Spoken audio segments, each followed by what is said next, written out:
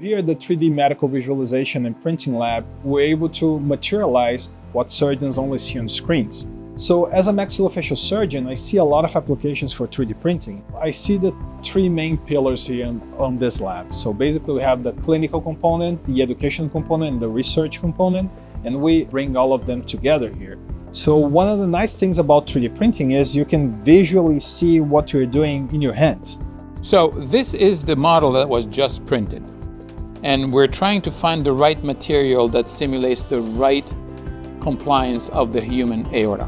We are using this to do preoperative planning.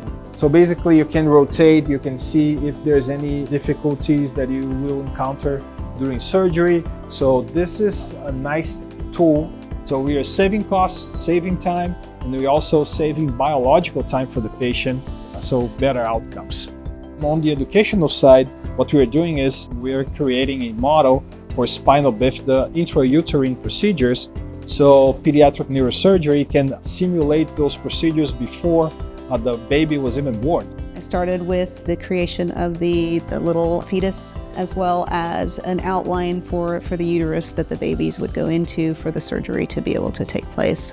Where Dr. Zill and I have really collaborated, he was able to take a 3D picture of the models and create a cradle, but it's molded specifically for these babies. Our defect will be something that can be put in, used, taken out, and a new one put in. So Dr. Zill created both the insert as well as what this would fit into.